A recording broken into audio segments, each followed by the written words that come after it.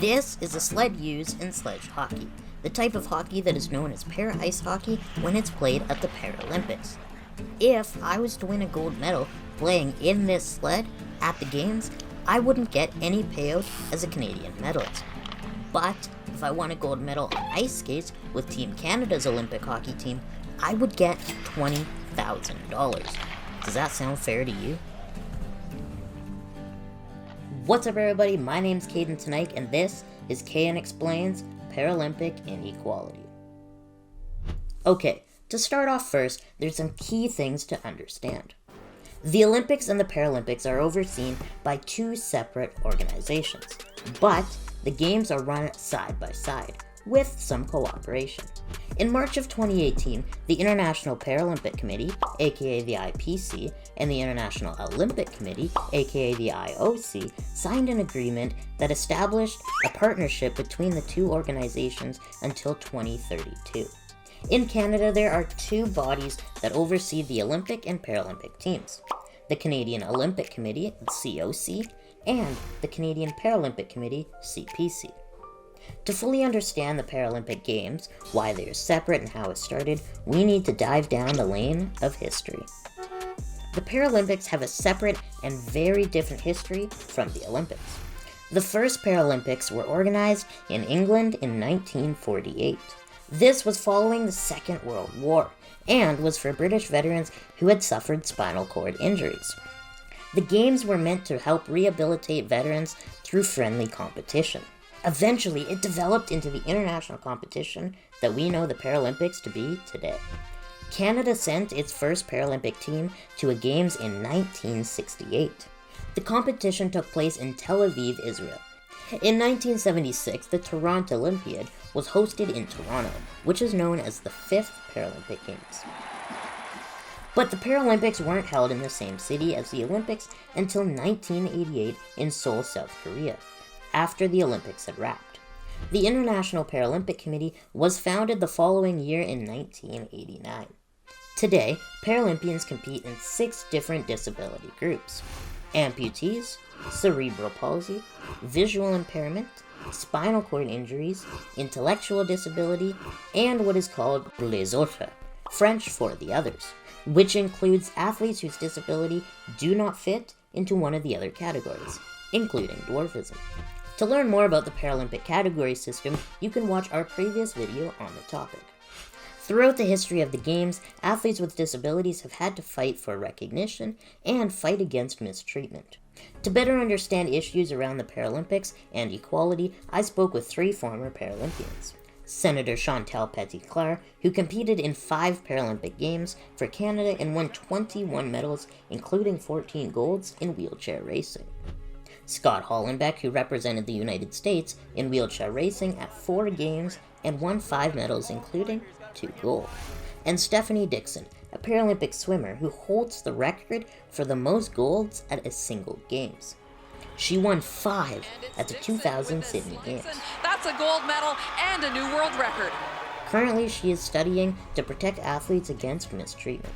All the Paralympians I spoke with said they experienced mistreatment and inequality throughout their athletic careers.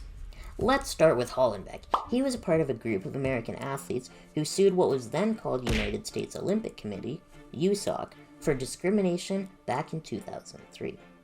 They lost the lawsuit, but Hollonbeck says it put pressure on the committee to make some changes. In September 2018, USOC announced it would start to pay American Paralympic medalists the same as American Olympic medalists. American Paralympians went from receiving $7,500 US for a gold medal to $37,500 US for a gold medal. Hollonbeck says that back when he was competing, his American teammates used to joke that they should marry a Canadian, because Team Canada's Paralympians were much better decked out and supported than Team USA's. Now that the American Paralympians are getting equal payment for their medals, he says it seems like it is the Canadian athletes who are being shafted. So we have actually surpassed Canada, finally. Took like 4 decades. And this is the way it goes. Somebody sets the bar, somebody else plays catch up, bumps it up a little more. So my guess, what I would say to that is, it's an indefensible position. doesn't look right, it doesn't smell right. The Canadian Olympic Committee has a program called the Athlete Excellence Fund. It's through that fund that Olympic medalists are awarded payment for their medals. There's no fund like that for Paralympians. The Canadian Paralympic Committee says they would like to pay medalists, but do not have the money to do so. We asked the Canadian Olympic Committee if they would consider helping the CBC fund payouts for Paralympians. They responded that they are a separate body and that funding for Paralympians is up to the CBC. Equal payment is not the only issue of inequality that concerns Paralympians and their backers. In the past, Canadian broadcasters have received criticism for the lack of coverage of the Paralympics. For example, in 2012, there was no live television coverage of the Paralympics in Canada. In contrast, CTV and RDS, who had the rights to broadcast the games, provided a full schedule of Olympic coverage across their main channels and 3 additional channels that year. Coverage has improved since then. According to the CPC, Tokyo 2020 was the most covered Paralympic Games ever in Canada, with over 200 hours of broadcast by CBC Radio Canada and its partners.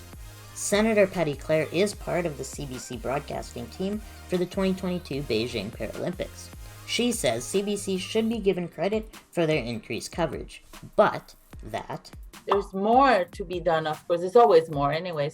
She points to the UK Paralympic broadcaster Channel 4, who are using an all-disabled presenting team for the Games. We see more coverage of the Paralympic Games all of the time.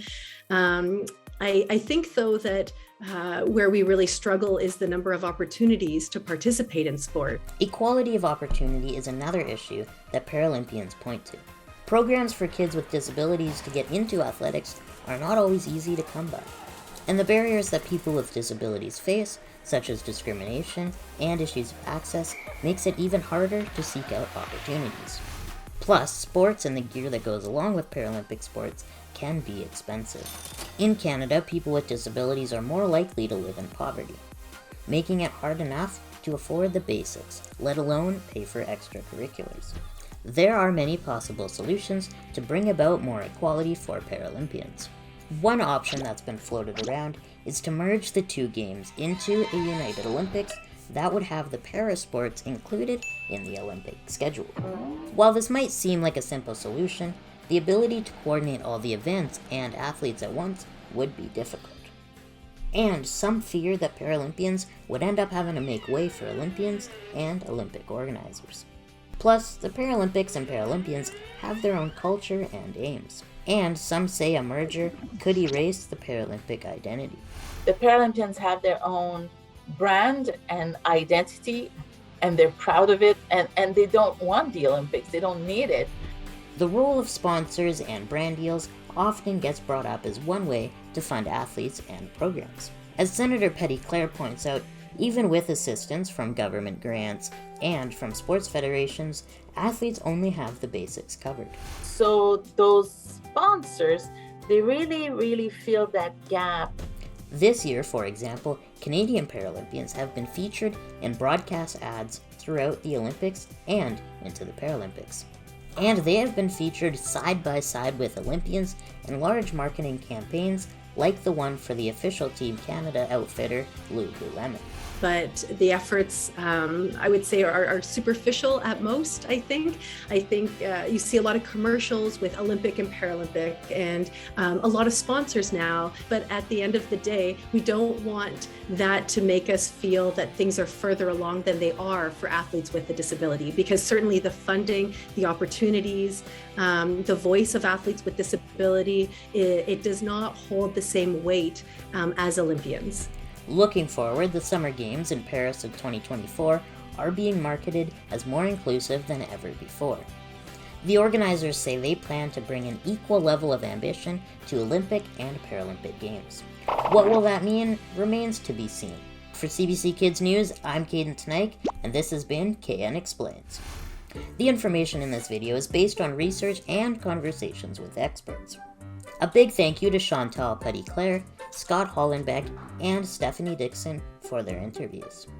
Information and background research came from sources like the International Paralympic Committee, the Canadian Paralympic Committee, the Canadian Olympic Committee, the CBC, BBC, and the Canadian Review of Sociology.